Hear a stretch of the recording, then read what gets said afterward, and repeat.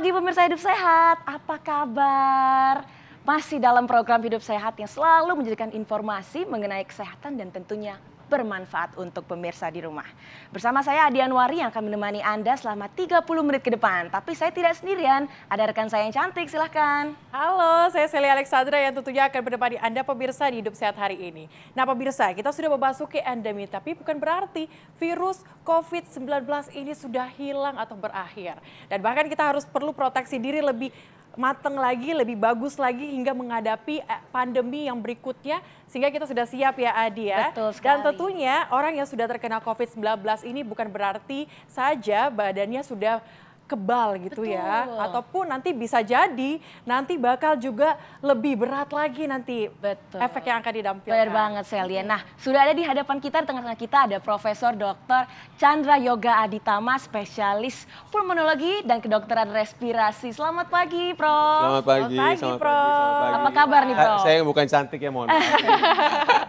Kabar baik, alhamdulillah. Prof, ini menarik sekali kita pembahasannya hari ini. Sebenarnya fakta atau mitos? COVID-19 itu sudah hilang?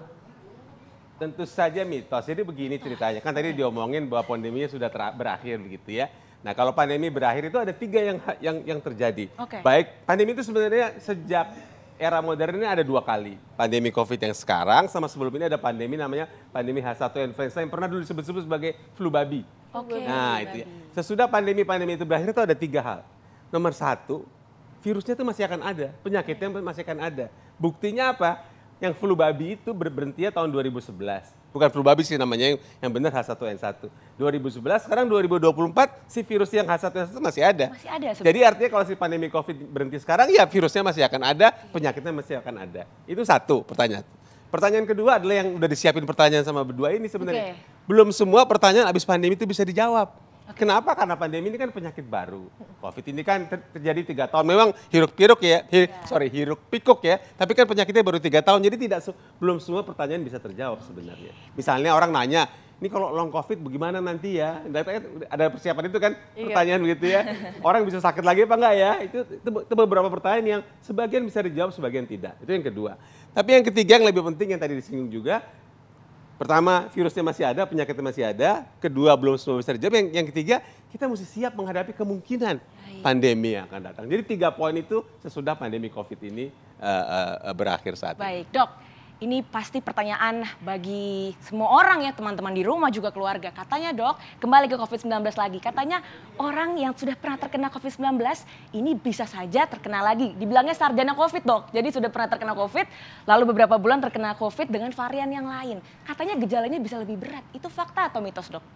Itu begini, nomor 1, saya nggak jawab fakta mitos, saya cerita dulu ya. Nomor 1, ini kan penyakit menular. Penyakit menular itu penyakit menular apapun juga, mau denggi kayak mau apapun kan bisa orang kena lagi. Okay. Ya, jadi penyakit menular itu pada dasarnya orang sakit kemudian sembuh, soal bisa kena lagi bisa-bisa aja. Tentu saja kemungkinannya lebih kecil daripada orang yang tidak kena lagi. Jadi kemudian kena lagi bisa. Kemudian kalau soal COVID kan kita sudah tahu ada varian alfa, beta, delta dan seterusnya begitu ya. Dan waktu varian itu makin lama makin banyak maka penyakitnya makin lama makin tinggi. Kenapa jumlah kasusnya makin turun? Karena walaupun ada varian baru itu relatif lebih lemah dari varian sebelumnya. Misalnya saja Omikron itu lebih lemah daripada Delta, karena itu kasusnya turun. Jadi bahwa akan ada varian baru COVID mungkin saja, dan bukan hanya COVID yang punya varian baru. Influenza juga punya varian baru, penyakit lain juga punya varian baru. Tapi kalau kita lihat penyakitnya situasinya makin mereda, maka kita bisa perkirakan varian baru itu mudah-mudahan sih tentu tidak akan lebih berat daripada varian-varian sebelumnya. Jadi kesimpulannya kalau pertanyaannya fakta atau mitos, orang bisa kena lagi bisa. Tapi apakah pasti lebih berat? Pasti tidak. Begitu. Baik. Oke, Dok. Ini kan kalau membahas soal COVID-19 ini kan nggak ada ujungnya. Saat ini kita sudah memasuki endemi, Prof ya. Memasuki endemi ini kan banyak sekali orang yang sudah lupa dengan apa yang diantisipasi sebelumnya di masa-masa pandemi sebelumnya. Sebenarnya nih Prof, apa sih sebenarnya dari pribadi sendiri yang perlu untuk kita terus tingkatkan sehingga kita baik secara pribadi maupun masyarakat juga dan juga pemerintah secara umum saat ini apa sih sebenarnya harus diantisipasi? Yang saya tapi tenang dulu Dok. Karena menarik sekali, setelah jeda berikut kita akan bahas lebih lanjut lagi. Usai jeda berikut, Hidup Sehat akan kembali untuk Anda pemirsa.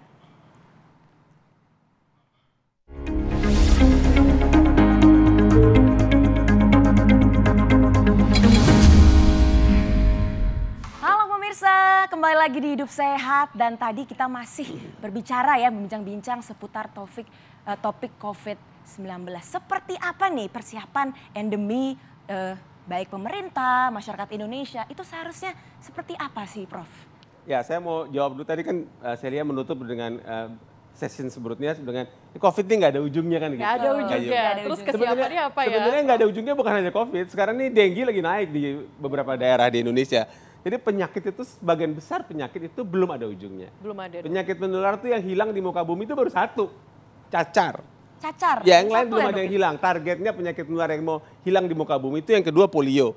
Polio. Tapi polio itu masih ada sekarang, polio yang ada memang cuma di negara-negara kayak Pakistan, Afghanistan. Tapi baru-baru ini kita dengar ada laporan kejadian di Surabaya, di Aceh, di Purwakarta, walaupun itu polio jenis yang lain. Itu yang namanya VDPV lah. Tapi oke lah, kita nggak usah ngomongin itu.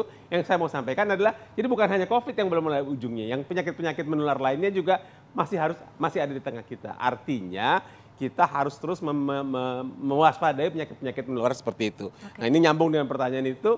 Pada waktu COVID sebenarnya, salah satu katakanlah hikmah dalam tanda kutip ya, semua orang menjaga kesehatannya dengan baik. Semua orang peduli pada kesehatannya. Kalau ada apa-apa dikit, langsung cek, ini kenapa ya, ini kenapa ya, begitu. Nah, sekarang begitu COVID-nya sudah mereda, orang udah lupa nih, kebetulan kan banyak masalah, lagi hujan, banjir, belum lagi pemilihan pileg, siapa yang menang, segala macam, orang udah lupa. Dulu, sekarang ini kameramen ada banyak, mungkin kameramen TV One naik mobil lah ya. Tapi kalau naik motor misalnya, motornya bunyi kletek-kletek dikit, pasti dibawa ke bengkel. Coba kakinya bunyi kletek-kletek, periksa nggak? Daripada ntar gue periksa ketahuan sakit apa, nggak usah aja. Nah, perilaku seperti itu yang jangan diteruskan saat ini. Misalnya saja ada orang yang tadi disebutkan tentang punya penyakit tertentu, makan obat dengan rutin.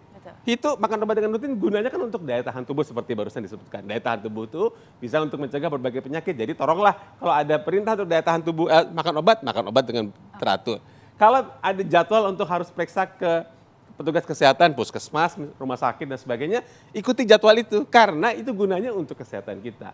Jadi mumpung sekarang kita sedang sehat, sedang tidak sakit, sedang tidak ada COVID, mari kebiasaan baik pada masa COVID kita teruskan, memberi prioritas penting pada hidup sehat supaya kita siap menghadapi berbagai masalah. Saya selalu sampaikan juga, media juga begitu. Memang saya tahu TV One ada acara hidup sehat setiap hari atau setiap hari begitu ya, Senin sampai Jumat.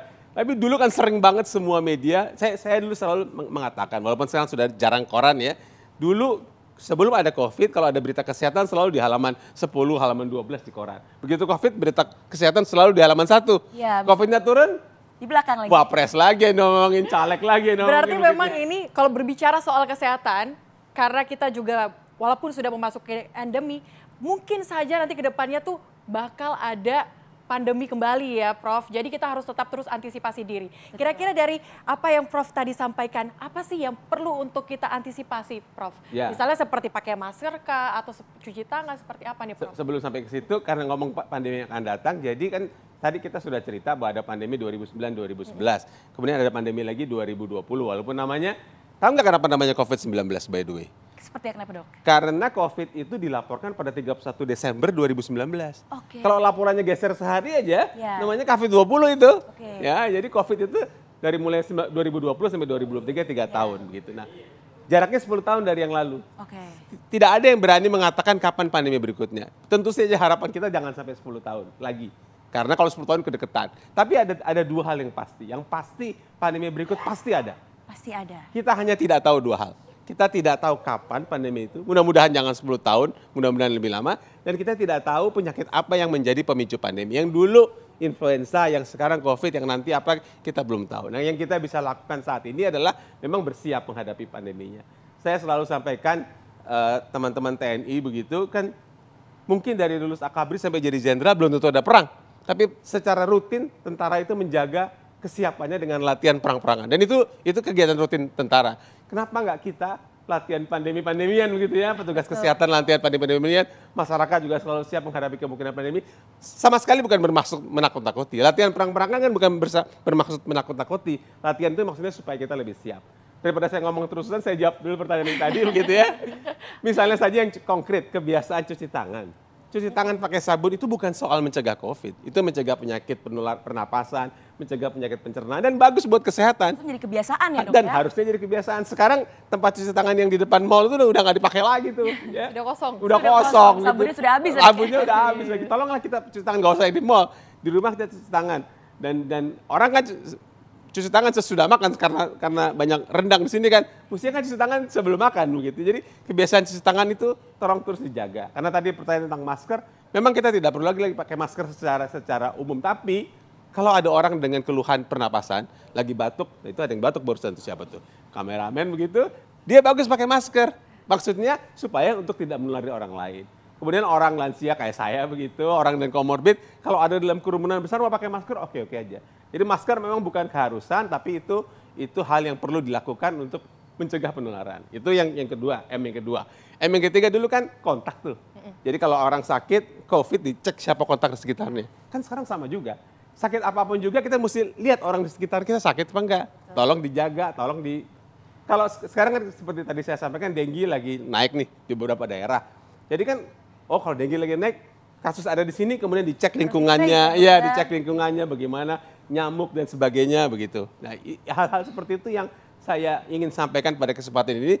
Marilah kita tetap memberi prioritas penting pada kesehatan dalam hidup kita. Walaupun nyari duit tentu saja penting, mau sekali-sekali ngomongin politik tentu saja penting, tapi ingat bahwa kesehatan itu sangat penting. Kalau pakai bahasa Inggris biar agak keren, health is not everything, but without health, everything is nothing. Wah, menarik Keren sekali. sekali, Prof. Bener banget tadi apa yang dibicarakan, seharusnya cuci tangan segala macam harusnya menjadi kebiasaan ya Prof ya, bukan malah karena pandemi saja baru kita memikirkan tentang kebersihan. Nah Prof, saya ingin bertanya nih, karena kan biasanya pandemi itu diawali dengan ada kontak dengan hewan gitu dok, seperti flu burung, flu babi, lalu COVID-19 ini juga katanya dari kelelawar. Apakah kira-kira nih pandemi yang di masa akan datang akan berasal dari hewan juga apa? Seperti apa? Jadi kalau cerita pandemi ini jago juga nih, rupanya udah mengikuti, udah karena biasa jadi host hidup sehat udah hampir-hampir kayak profesor sedikit-sedikit gitu lah ya. Jadi pandemi itu kemungkinannya ada banyak. Tapi kalau mau dikelompokkan ada 3. Nomor 1 yang tadi disebutkan, penyakit yang bersumber dari hewan. Itu bisa macam-macam, bisa dari ini. Tapi sebelum saya lupa, bukti nyata bahwa si COVID dari terenggiling itu belum ada ya. Maksudnya dari kelelawar tadi, karena orang bilang kelelawar, orang bilang terenggiling, jadi buktinya 100% pasti belum ada ya. Dugaan nanti, jadi kemungkinan pertama penyakit dari hewan, karena itulah ada yang sekarang disebut-sebut sebagai pendekatan ini agak ilmiah sedikit, namanya One Health. One Health itu artinya kita mesti menjaga kesehatan manusia, mesti menjaga kesehatan hewan, dan mesti menjaga kesehatan lingkungan sekaligus. Baru penyakit itu bisa tertanggulangi. Kalau masih ingat beberapa bulan yang lalu ada penyakit antraks di Jogja. Pernah dengar nggak itu kan? Pernah dengar. Nah, antraks itu terjadi pada manusia, terjadi pada sapi, dan terjadi pada tanah di mana ada spor. Jadi harus 3-3-nya. Jadi memang nomor 1 penyakit yang bersumber dari binatang. Tapi yang kedua yang juga mungkin jadi sumber pandemi adalah influenza. Influenza ini seperti juga COVID, dia bervariasi. Maksud saya ada varian baru. Mau dipotong, saya masukin dulu yang ketiga. Yang ketiga adalah disease X yang kita akan bicarakan sesudah. Oke Prof, sangat menarik ya. Tadi kita membahas beberapa hal yang harus dilakukan oleh pribadi atau personal. Tetapi kita harus membahas juga apa sih seharusnya kesiapan dari pemerintah sendiri untuk menghadapi pandemi berikutnya. Bukan berasal dari COVID tentunya ya. Kalaupun terjadi pandemi di berikutnya, pemerintah kita Indonesia ini sudah siap menghadapi itu semua. Tapi jangan dijawab dulu Prof, karena usai jeda berikut ini, Hidup Sehat akan kembali untuk Anda pemirsa. Halo pemirsa Hidup Sehat, kembali lagi. Tadi kita sedang bincang-bincang ya seputar kebijakan pemerintah apa sih sebenarnya harus disiapkan untuk kita kemudian pandemi yang akan datang harus sudah siap ya dok ya negara ini. Nih apapun virusnya kita harus siap ya dok pokoknya, yang COVID-19 ataupun pandemi-pandemi selanjutnya. Seperti apa sih dok kebijakan pemerintah yang seharusnya sudah mulai dibahas? Seperti apa? Ya, tadi sebenarnya kita tutup dengan disease X. Tadi saya mau ngomongin disease X, tapi nggak ada waktu, jadi kemudian ada tahap berikutnya begitu ya. Nah, untuk menjawab itu ada 3. Kita masuk dunia dulu ya. Tadi saya sampaikan bahwa kita pernah pandemi tahun 2009-2011. Waktu itu ada tim yang dibuat yang mengatakan, ternyata sesudah pandemi itu dunia nggak siap, tolonglah bersiap. Dunia bersiaplah 10 tahun, datang lagi pandemi COVID. Ada tim lagi, bilang lagi dunia nggak siap. Jadi sekarang harus bersiap lagi. Harus Nah, bersiap jadi lagi. sekarang sedang dibahas di kantor WHO bagaimana dunia bersiap menghadapi kemungkinan pandemi berikutnya. Salah satu isunya adalah tentang kemungkinan kerjasama multisektor. Oke. Balik ke pemerintah tadi. Jadi kita lihat pada waktu COVID yang menangani kan bukan orang kesehatan saja. Betul. Semua orang berpartisipasi. Jadi saya sangat berharap agar di kita sekarang ini juga pemerintah memberi prioritas tinggi pada kesehatan. Memang bentuknya nggak terlalu kelihatan begitu, tapi seperti tadi kita sudah sampaikan, kalau kesehatan nggak ada semuanya rusak.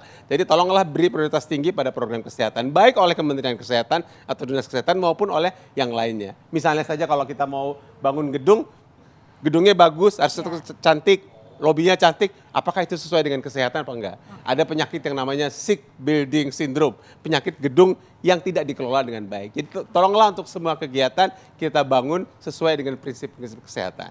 Itu jadi pertama dunia memang sedang melakukan, Indonesia juga tolong beri prioritas tinggi pada kesehatan, anggaran yang cukup dan sebagainya.